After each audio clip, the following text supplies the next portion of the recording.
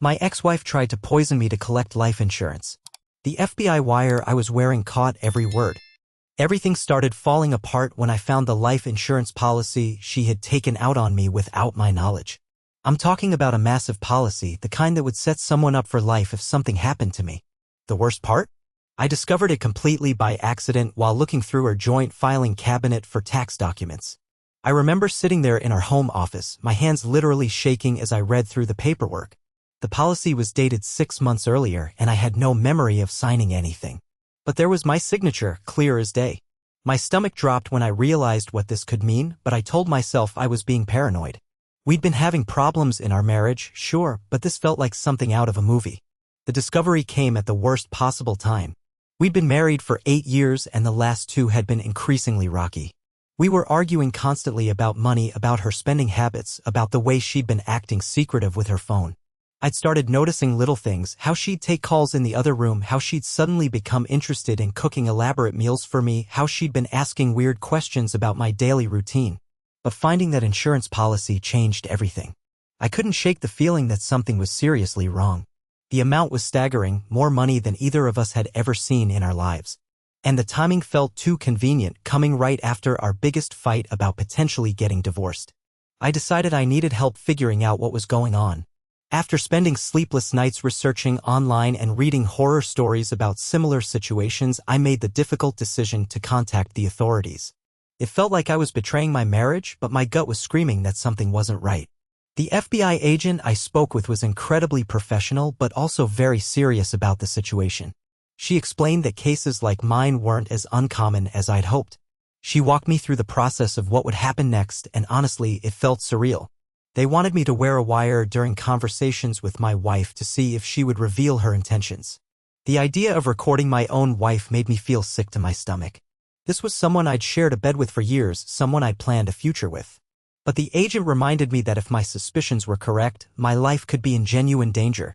She explained that many cases like this escalate quickly once the person realizes they might be caught.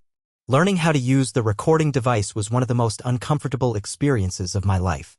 The technical team showed me how to activate it discreetly and explained where to position it for the best audio quality. They coached me on how to steer conversations naturally toward topics that might reveal her plans without seeming suspicious. The first few days of wearing the wire were torture. Every interaction with my wife felt forced and artificial. I found myself analyzing every word she said, looking for hidden meanings or threats. She was still cooking those elaborate meals, still being overly attentive in ways that now felt sinister rather than loving. During one of our recorded conversations, she brought up life insurance unprompted. She started talking about how important it was for couples to have proper coverage, how tragic it would be if something happened to one of us and the other couldn't maintain their lifestyle. The way she said it made my blood run cold, especially knowing that the FBI would be analyzing every word later. The breakthrough came during our 4th recorded session. She had prepared another one of her special dinners, and I noticed she was being particularly insistent that I eat everything on my plate. She kept refilling my water glass, which struck me as odd because she'd never been that attentive before. When I complimented the food, she made a comment about how she'd been experimenting with new spices and ingredients. That's when she started talking about my recent health symptoms. I'd been feeling increasingly nauseous and tired over the past few weeks, but I'd attributed it to stress from our marriage problems. She mentioned how concerned she was about my health, how maybe I should increase my life insurance coverage just in case something serious was wrong with me. The conversation took an even darker turn when she started talking about how quickly life can change. She mentioned stories she'd heard about people dying suddenly from mysterious illnesses, how their families wished they'd been better prepared financially. The way she was speaking felt rehearsed, like she'd practiced these lines. But the real smoking gun came when she started getting specific about my symptoms. She described exactly how I'd been feeling, the nausea, the dizziness, the fatigue, but she described them in a way that suggested she knew more about the cause than she was letting on. She even mentioned that these symptoms were consistent with certain types of poisoning, which she claimed to have read about online. Update 1. The FBI analysis of the recordings was even more damning than I'd expected. The technical team had enhanced the audio and picked up details I'd missed during the actual conversations. They pointed out subtle changes in her voice when she talked about my health and how her breathing pattern changed when she mentioned the life insurance. But the real game changer came when they decided to test my blood and hair samples. The results showed traces of multiple toxic substances that shouldn't have been in my system. The levels weren't immediately life-threatening, but they were consistent with someone being slowly poisoned over an extended period. The doctor explained that this type of gradual poisoning could easily be mistaken for stress-related illness or other common health problems. The FBI decided to escalate their investigation. They obtained warrants to search our house and examine our financial records. What they found was absolutely terrifying. She had been researching various poisons online for months, looking up symptoms, detection methods, and lethal dosages. Her browser history read like a manual for committing the perfect murder. They also discovered that she'd been having an affair for over a year. The other person was someone she'd met through social media, and their text messages revealed that they'd been planning to be together once I was out of the picture. Reading those messages felt like being punched in the stomach repeatedly. They talked about my death like it was just an inconvenience they needed to handle before starting their new life together. The financial investigation revealed even more disturbing details. She'd been systematically moving money out of our joint accounts and had already started making plans for how to spend the life insurance money. She'd been looking at houses in other states, expensive cars, and had even researched how to change her identity after collecting the insurance payout. But perhaps the most chilling discovery was a detailed timeline she'd created. It outlined exactly when she planned for me to die, down to the specific date. She'd calculated how long the slow poisoning would take, how to make it look natural, and even how to play the grieving widow convincingly. The level of planning was absolutely psychopathic. The FBI decided they had enough evidence to make an arrest, but they wanted to get her on tape actually administering the poison. They set up a controlled situation where I would be wearing multiple recording devices and they would be monitoring from nearby. The plan was for me to act normally during dinner while they captured her in the act. The night of the controlled dinner was the most terrifying experience of my life. Knowing that my wife was actively trying to kill me while sitting across from me at our dining room table felt like something from a nightmare. She had prepared my favorite meal, which now felt like a cruel joke given the circumstances. I watched her carefully as she served the food, looking for any sign that she was adding something to my plate. The FBI had instructed me to eat very little and to be subtle about it, but she was watching me closely and seemed to notice that I wasn't eating as much as usual. She kept encouraging me to eat more, saying she'd worked hard on the meal and wanted me to enjoy it. The conversation during dinner was surreal. She was acting more loving and attentive than she'd been in months, almost like she was playing a role. She talked about our future together, about places we should travel, about how much she loved me. All while potentially trying to poison me with the very food she was serving. About halfway through the meal, I started feeling the familiar nausea that had been plaguing me for weeks. This time, knowing what was likely causing it, the sensation was absolutely terrifying. I had to excuse myself from the table, and when I returned, I noticed she'd refilled my water glass and seemed disappointed that I wasn't drinking it. The FBI team was able to intercept the food before I consumed too much of it. Later testing revealed that both the food and the water contained significant amounts of the same toxic substances they'd found in my blood work. She had been methodically poisoning me during what I thought were romantic dinners. Update 2. The arrest happened the following morning, and watching my wife get handcuffed in our living room was one of the most surreal moments of my life. She maintained her innocence right up until they presented her with the evidence.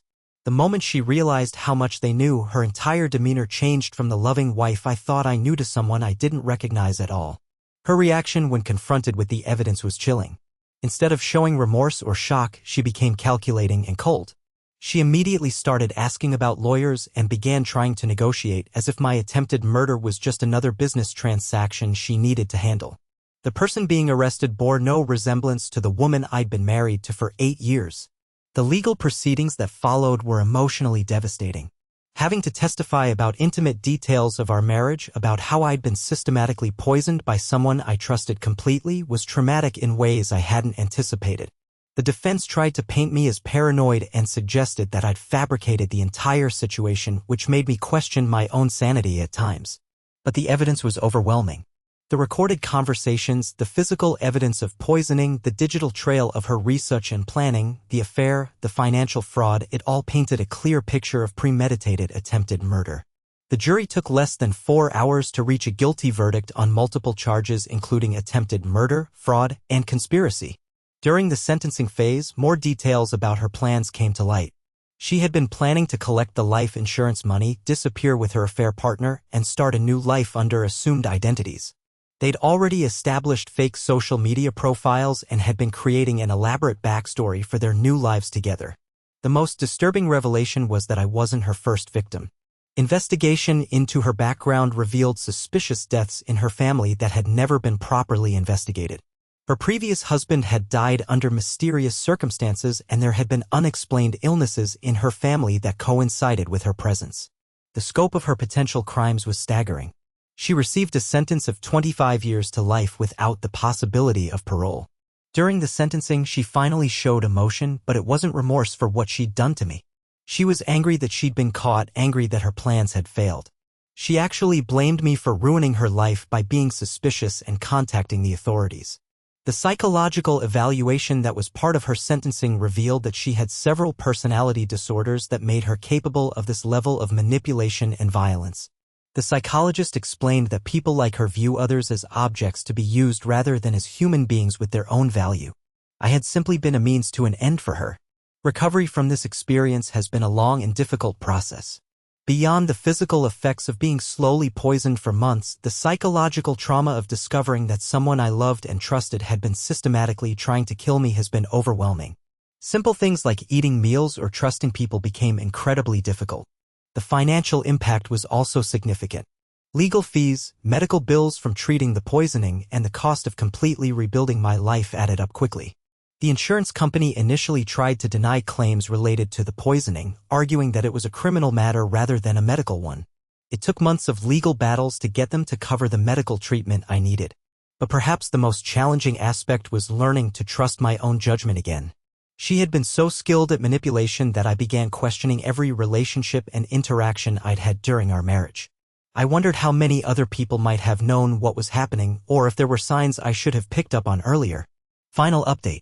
2 years have passed since the conviction, and I'm finally starting to feel like I'm reclaiming my life. The physical effects of the poisoning have mostly resolved, though I still have some ongoing health issues that doctors say may be permanent. Regular blood work and monitoring have become part of my routine, a constant reminder of what happened. The most unexpected development came 6 months after the trial. I was contacted by investigators from 3 other states who had been reviewing cold cases involving suspicious deaths. They wanted to interview me about my ex-wife's background and methods because they suspected she might be connected to several unsolved cases going back over a decade. It turned out that my case had opened a much larger investigation. Authorities discovered that she had been married 4 times before me, and in 3 of those marriages, her husbands had died under circumstances that were originally ruled natural or accidental. The pattern was always the same: mysterious illnesses, large life insurance policies, and convenient deaths that made her wealthy. Working with these investigators was both validating and horrifying. Validating because it confirmed that I hadn't been paranoid or overreacting. I had genuinely been in mortal danger. Horrifying because it meant that she had successfully murdered multiple people before attempting to kill me, and I might have been just another statistic if I hadn't trusted my instincts. The additional investigations led to her being charged with multiple counts of murder in other jurisdictions. She eventually accepted plea deals that added several more life sentences to her existing punishment. During these proceedings, she finally admitted to some of her previous crimes, though she showed no remorse and continued to view her victims as obstacles rather than human beings. One of the most difficult parts of moving forward has been dealing with the media attention. My case became something of a sensation because of the FBI wire recordings and the dramatic nature of the evidence. While I appreciated that the publicity might help other people recognize similar situations, having my personal trauma become entertainment for others was deeply uncomfortable. I've had to completely rebuild my understanding of relationships and trust. Dating again seemed impossible at first. How do you explain to someone that your ex-wife tried to poison you for insurance money? But slowly, with the help of support groups for crime victims, I've learned that what happened to me doesn't define my worth or my future. The most important lesson I've learned is to trust my instincts. When something feels wrong, it probably is wrong, even if you can't immediately explain why. The early warning signs were there: the secretive behavior, the sudden interest in cooking for me, the weird questions about my routine, the discovery of the insurance policy. I almost talked myself out of taking action because it seemed too extreme, too much like something from a movie. But real life can be stranger and more dangerous than fiction. There are people in the world who are capable of viewing others as nothing more than obstacles to their happiness or financial gain. They can be charming, manipulative, and completely convincing while planning your destruction behind your back. I still have bad days when the trauma feels overwhelming, when I find myself checking and double-checking everything I eat or drink, when I wonder if I'll ever feel completely safe again. But I also have good days now, days when I remember that I survived something that many people don't survive and that I have the opportunity to help others who might be in similar situations. The FBI agent who worked on my case told me that speaking out about these experiences can literally save lives. Someone reading this might recognize similar patterns in their own relationship and take action before it's too late. If your instincts are telling you something is wrong, if someone in your life is behaving in ways that don't make sense, if you discover financial arrangements you didn't agree to, please don't ignore these red flags. My ex-wife will spend the rest of her life in prison, unable to hurt anyone else. I've learned to see that as justice rather than revenge. She made choices that destroyed multiple lives, including her own, and now she has to live with the consequences of those choices. I choose to focus on rebuilding and moving forward rather than remaining trapped by what she did to me. The experience has changed me in ways both positive and negative. I'm more cautious now, more aware of the potential for danger in unexpected places. But I'm also more grateful for genuine relationships, more appreciative of simple pleasures like sharing a meal with someone I trust, more aware of how precious life really is. If there's one thing I want people to take away from my story, it's this: trust your instincts, document everything, and don't be afraid to ask for help when something feels wrong. The authorities exist to protect people in situations like mine, and they take these cases seriously. You don't have to handle potential threats alone, and you shouldn't feel guilty about protecting yourself from someone who might mean you harm. Today, I'm alive and rebuilding my life because I trusted my gut feeling that something was wrong and took action to protect myself. That's not paranoia, that's survival. And sometimes survival requires making difficult decisions about people we thought we could trust.